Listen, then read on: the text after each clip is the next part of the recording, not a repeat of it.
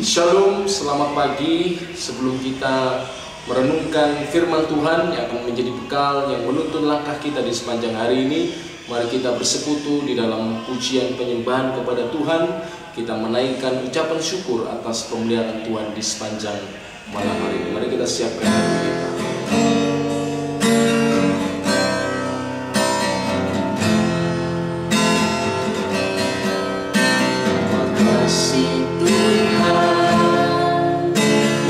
Kasih setiamu yang ku alami dalam hidupku. Terima kasih Yesus untuk kebaikan-Mu sepanjang hidupku. Terima kasih Tuhan. Terima kasih setiap terima kasih yang ku alami ya Allah dalam hidupku ya Tuhan. Terima kasih Yesus untuk kebaikan-Mu sepanjang. Mari naikkan syukur kepada Tuhan dan katakan terima kasih.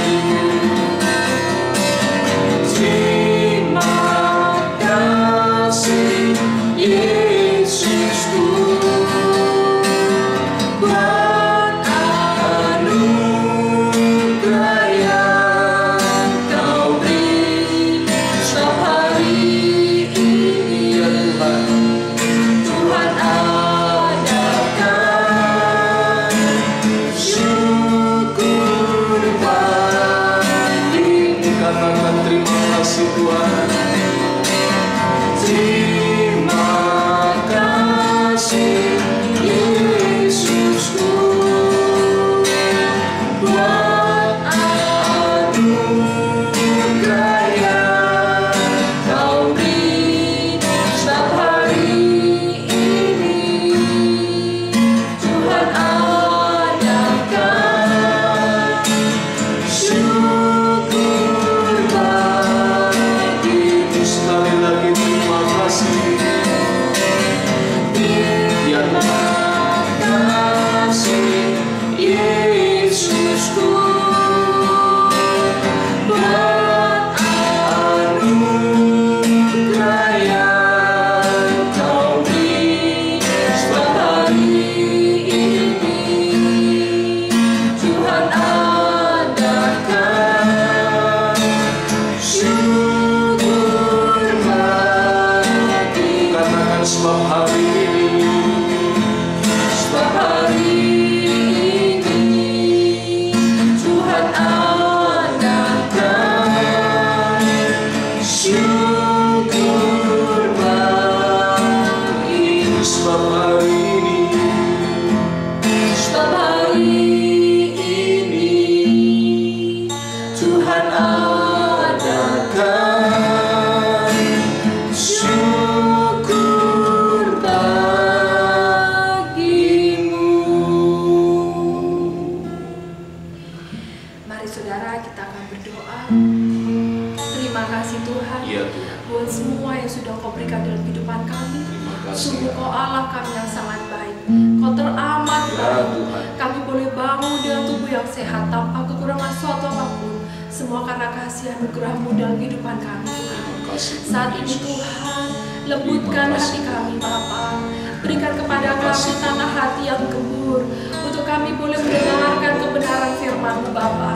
Biarlah firman itu Tuhan boleh tertancap dalam hati kami, boleh berakar, bertumbuh dan berbuah-buah dalam kehidupan kami Tuhan. Lembutkan hati kami Tuhan. Kami buka hati kami untuk kebenaran firman-Mu ya Bapa. Urapi hamba-Mu yang tidak ada apa-apanya Tuhan. Terima kasih. Kau pakai lidah bibirnya untuk menyampaikan Ya Allah. kebenaran firman-Mu. Terima kasih. Biarlah kebenaran firman-Mu itu Tuhan mengubah kehidupan kami Tuhan. Terima kasih Tuhan. Kami percaya Bapa, di tengah-tengah ibadah kami Kau hadir di tengah Ya. kami Tuhan. Memberkati Tuhan jemaat-Mu yang Ya, mendengarkan berkati ibadah ini jemaat. Tuhan.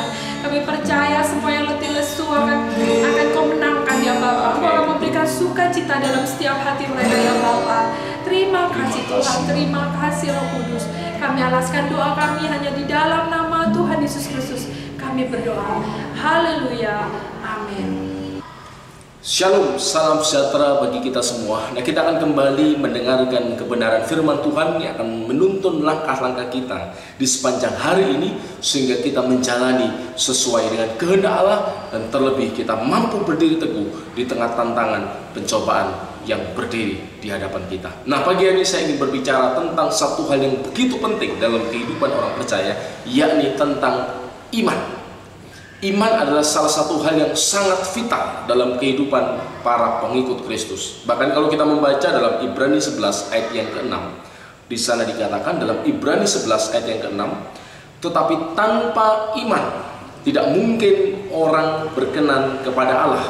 Sebab barang siapa berpaling kepada Allah, barang siapa ingin datang menghadap Allah, barang siapa ingin mencari wajah Allah, mula-mula dikatakan ia harus percaya bahwa Allah itu ada. Apa artinya kita datang ke gereja? Apa artinya kita berdoa? Apa artinya kita membaca kitab suci kalau kita tidak mempercayai keberadaan Allah? Kalau kita tidak meyakini kehadiran Allah. Nah, karena itu di sini dikatakan iman menjadi salah satu prasyarat keberkenanan seseorang di hadapan Allah setelah orang itu menjadi percaya, dan bahwa Allah memberi upah kepada orang yang sungguh-sungguh mencari Dia. Nah, di sini jelas dikatakan bahwa iman itu adalah sesuatu yang vital dalam kehidupan orang percaya. Namun pertanyaannya, iman yang seperti apa? Ada banyak orang tidak memahami secara utuh makna iman itu sendiri. Nah, karena itu renungan firman Tuhan kita pada pagi hari ini saya beri judul iman yang sejati atau iman yang benar. Kalau ada iman yang sejati, kalau ada iman yang benar, berarti ada iman yang salah. Iman yang salah, iman yang tidak benar, itu iman yang seperti apa? Kerap kali kita mungkin mendengar ungkapan iman itu ya percaya. Pokoknya kamu percaya. Apa yang kamu yakini, apa yang kamu percaya, itu iman. Betul, salah satu aspeknya. Iman itu bermakna keyakinan. Iman itu bermakna percaya. Tetapi percaya yang seperti apa? Mungkin Anda akan mengajukan teks dalam Ibrani pasal 11 ayat yang pertama. Iman adalah dasar dari segala sesuatu yang kita harapkan. Dalam terjemahannya dikatakan iman adalah sebuah keyakinan dari sesuatu yang kita harapkan. Jadi seorang punya keyakinan akan harapan yang ia miliki. Apa yang ia harapkan itu akan terjadi. Apa yang ia yakini itu akan tergenapi. Itu salah satu aspek iman memang. Dan bukti dikatakan lebih lanjut dari segala sesuatu yang tidak kita lihat. Jadi sebelum kita melihat itu menjadi real, sebelum kita melihat itu menjadi nyata dalam hidup kita, seorang sudah punya keyakinan di dalam hatinya, di dalam pemikirannya, di dalam angan-angannya, bahwa apa yang ia harapkan, apa yang ia imajinasikan itu akan terjadi. Nah, tetapi iman yang sejati di dalam Alkitab tidak hanya berhenti di dalam makna itu saja, keyakinan. Kita tidak bisa membaca teks ini dengan melepaskan latar belakangnya. Nah, kalau kita membaca di dalam pasal sebelumnya, dalam Ibrani 10, saya akan bacakan. Ibrani 10 ayat yang ke-23. Ini adalah nasihat dari penulis surat Ibrani kepada jemaat Tuhan yang saat itu menghadapi aniaya karena iman mereka kepada Kristus. Dikatakan, marilah kita teguh berpegang kepada pengakuan tentang pengharapan kita. Pengharapan di sini yang dimaksud adalah iman bahwa hanya di dalam Yesus itulah keselamatan. Bahwa Yesus itulah satu-satunya juru selamat. Sebab Ia yang menjanjikannya setia. Kemudian kita lompat di dalam ayat yang ke-35 dalam pasal yang sama. Sebab itu janganlah kamu melepaskan kepercayaanmu, janganlah kamu melepaskan keyakinanmu, janganlah kamu membuangnya, janganlah kamu meninggalkan imanmu, karena besar upah yang menantinya. Dikatakan dalam ayat 36, sebab kamu memerlukan ketekunan, supaya sesudah kamu melakukan kehendak Allah, kamu memperoleh apa yang dijanjikan itu. Jadi orang percaya beriman bahwa di dalam Kristus ada keselamatan, di dalam Yesus ada kehidupan yang kekal. Kalau dikatakan di sini memerlukan ketekunan. Bicara ketekunan itu bicara proses. Bicara proses itu bicara waktu. Seperti orang berolahraga, seperti orang ingin menurunkan berat badan. Tidak mungkin dalam semalam kan turun 5 kilo, 10 kilo. Ada proses. Bicara proses, bicara waktu. Demikian juga di sini iman kepada Kristus Yesus sebagai Sang Juru Selamat itu, yang menjanjikan kehidupan kekal itu harus dihidupi, dijalani. Nah, dalam konteks pergumulan jemaat waktu itu aniaya, ada penganiayaan, ada penderitaan. Kalau Anda membaca di dalam ayat-ayat sebelumnya, di sana digambarkan bagaimana penderitaan orang percaya begitu luar biasa. Tetapi penulis surat Ibrani memberikan nasihat, kamu harus tetap bertekun. Kamu harus tetap percaya, kamu tidak boleh melepaskan imanmu. Nah, mungkin dalam konteks kehidupan pergumulan yang kita hadapi saat ini, situasinya berbeda. Kita memiliki pergumulan dalam hal-hal yang lain. Mungkin Anda sedang mengalami penderitaan karena sakit penyakit. Mungkin Anda sedang mengalami pergumulan dalam persoalan ekonomi. Mungkin Anda sedang menaikkan doa-doa untuk pemulihan keluarga. Anda sudah sekian waktu berdoa, Anda sudah sekian waktu berjuang, tetapi tidak ada sesuatu yang terjadi, tidak ada sesuatu yang berubah. Nah, bagaimana sikap kita? Apakah kita kemudian aku berhenti percaya, aku berhenti berharap, aku berhenti untuk berpegang teguh kepada firman Tuhan? Nah, kembali lagi, apa sih makna iman yang sejati menurut firman Tuhan, menurut kebenaran kitab suci? Iman itu bukan berarti mempercayai apa yang mau kita percaya. Jadi walaupun dalam iman itu ada aspek percaya, ada aspek meyakini, tetapi yang dimaksud percaya atau meyakini bukan berarti mempercayai apa yang saya mau percaya, saya mau yakini. Iman itu harus memiliki objek, dan objek adalah dari iman itu adalah firman Allah, adalah pribadi Allah itu sendiri. Dan iman itu dalam salah satu aspeknya berarti ada sebuah kesepakatan. Kita bersepakat dengan Allah dan firman-Nya. Apa yang dikatakan Allah, apa yang dikatakan firman-Nya, aku mau sepakat Tuhan. Aku mau juga berkata iya Tuhan, terlepas dari kondisi keadaan yang mungkin sedang kita alami saat ini. Seperti yang dialami oleh jemaat di mana surat Ibrani ditujukan, mereka mengalami aniaya, mereka mengalami penderitaan. Paulus katakan Yesus itu setia. Mungkin kita berpikir setia, di mana kesetiaannya? Dalam pemahaman kita kesetiaan berarti dilindungi, dijauhkan dari segala macam mara bahaya. Tetapi di sini kita diajarkan bagaimana kita tetap bersepakat dengan firman Allah sekalipun realita yang kita hadapi itu tidak sesuai dengan apa yang kita yakini. Nah, ini tidak mudah, saudara. Jadi iman itu sekalipun memiliki aspek keyakinan, tetapi keyakinan yang dimaksud adalah keyakinan kepada firman Allah, bukan keyakinan kepada apa yang mau kita yakini. Mungkin kita mau meyakini dijauhkan segala tantangan, ya kan? Boleh kita berdoa seperti itu, tidak salah. Seperti doa Yabes, dijauhkan dari segala petaka, dijauhkan dari segala sakit penyakit, itu doa kita, dijauhkan dari segala pergumulan. Tetapi ada kalanya Tuhan mengizinkan semua itu terjadi dalam kehidupan orang percaya dengan maksud dan tujuan Allah yang harus kita yakini. Tujuan Allah itu baik. Amin. Allah itu Bapa, sang sumber hikmat. Ia mampu melihat jauh ke depan. Ia mengerjakan di dalam diri kita apa yang harus Ia kerjakan untuk mencapai sasaran tujuan panggilannya dalam hidup kita, yaitu menjadi serupa dan segambar dengan Kristus. Dan untuk itu Tuhan terkadang mengizinkan bermacam-macam proses hidup yang Ia kerjakan dalam hidup kita.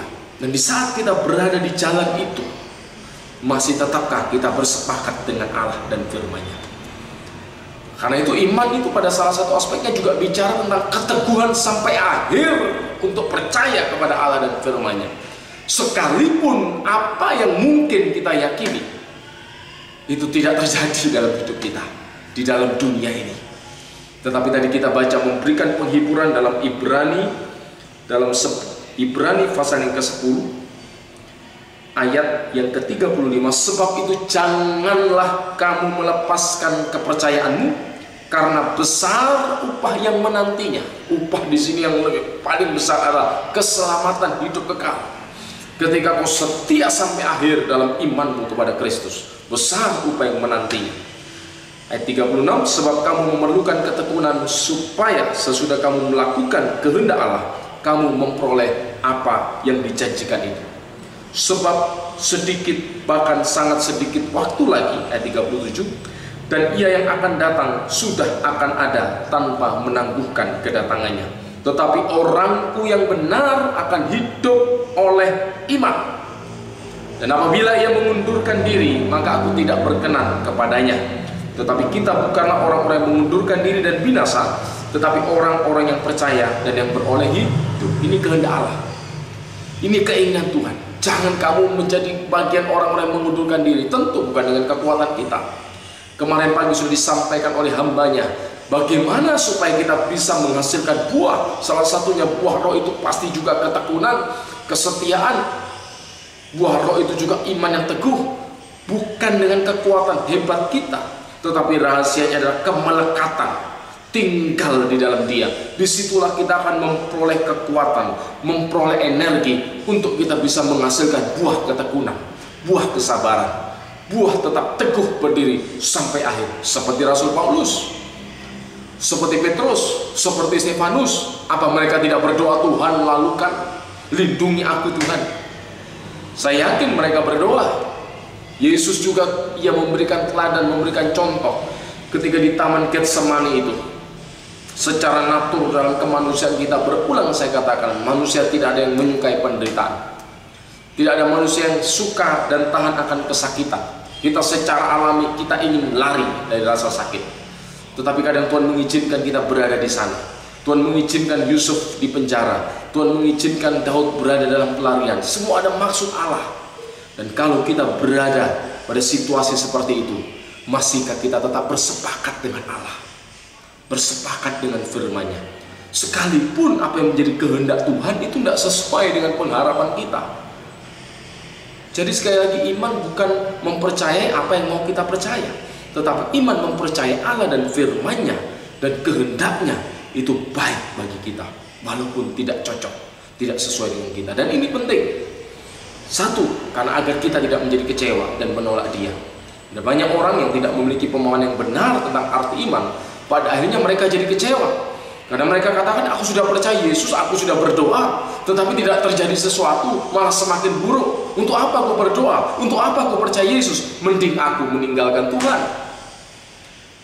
Karena kalau kita mengerti makna iman yang sejati adalah bersepakat dengan Allah terhadap firman-Nya dalam keteguhan hati sampai akhir.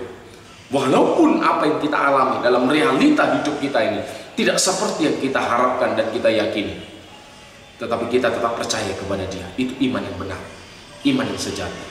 Dan iman yang benar, iman yang bertindak. Ia tidak akan menyerah. Bukan berarti kalau kita mendengar, melihat si A sudah berdoa dan tidak ada pertolongan Tuhan, si B berdoa tidak ada jawaban Tuhan, kemudian kita tawar hati. Kalau gitu kita tidak perlu berdoa. Buat apa? Pasti tidak dijawab Tuhan. Kitab suci tidak mengajarkan demikian. Kitab suci mengajarkan terus berdoa, jangan putus untuk berdoa, jangan berhenti, jangan lelah untuk berdoa. Tetapi saat yang sama, serahkan hasil akhir itu kepada Tuhan. Ia Tuhan yang merencanakan yang baik dalam hidup kita. Apapun yang ia dikerjakan dalam hidupmu, itu sesuatu yang baik. Tuhan ingin tetap bersepakat sampai akhir akan firman-Nya dan pribadi Allah. Yang kedua, kenapa ini penting? Iman yang benar itu menuntun kepada kedewasaan. Kedewasaan menuntun pengenalan akan Allah. Pengenalan akan Allah menuntun kita menjadi pribadi yang kuat dan tangguh di tengah-tengah dunia yang semakin tidak baik, di tengah-tengah dunia yang semakin jahat ini. Orang-orang yang mengenal Allahnya akan tetap kuat dan bertindak. Iman yang benar itu juga menuntun kepada perubahan karakter, yang menjadi salah satu bagian dari rencana Allah. Bukan hanya untuk kita percaya kepada Yesus, tetapi diperbaharui manusia baru ini semakin serupa dan segambar dengan Yesus. Karena itu pentingnya kita mengerti apa itu iman yang sejati dan kita mulai hidup di dalamnya. Bagi hari ini, mari jalani hidupmu dengan penuh iman, langkahkan kakimu dengan penuh keyakinan akan kesetiaan penyertaan Tuhan. Apapun yang Tuhan izinkan terjadi dalam hidup kita, yakinlah Dia Allah Immanuel yang tidak pernah meninggalkan kita. Kekuatannya terlalu cukup untuk memampukan kita berdiri teguh dalam segala situasi dan keadaan. Hanya satu yang Tuhan ingin, yang sudah kita dengar dari hambanya kemarin, tetaplah tinggal di dalam aku, sebab di luar aku kamu tidak bisa berbuat apa-apa. Amin. Kiranya kebenaran firman Tuhan ini memberkati saudara, memotivasi, mengingatkan, menegur, mengoreksi, menghiburkan bagi setiap kita, sehingga kita menjadi pribadi-pribadi yang semakin berkenan di hadapan Allah. Amin. Mari kita berdoa. Bapa Surgawi, terima kasih buat firman-Mu pagi hari ini. Biar kiranya menjadi kekuatan bagi setiap jemaat-Mu menjalani hari ini dengan penuh pengharapan, dengan penuh sukacita. Bahwa kami boleh terus bersepakat, boleh terus percaya kepada Engkau, Allah yang setia, yang tidak pernah meninggalkan kami. Mampukan kami untuk kami senantiasa menyenangkan hati Tuhan. Biar dengan kekuatan Tuhan kami menjalani hari ini. Sertai kami, berkati umat-Mu dalam segala aktivitas pekerjaan mereka. Ya Tuhan, Engkau Allah Immanuel yang senantiasa ada bersama kami. Yang sakit kiranya Tuhan menjamah, Tuhan melawat, Tuhan menyembuhkan. Yang dalam kesusahan Tuhan hiburkan, yang dalam kelemahan fisik Tuhan kuatkan, dan kelemahan batin Tuhan berikan kekuatan dari dalam jiwa kami, sehingga kami tampil menjadi pemenang, dan kami bukan orang-orang yang mengundurkan diri. Dalam nama Yesus kami berdoa dan mengucap syukur. Amin.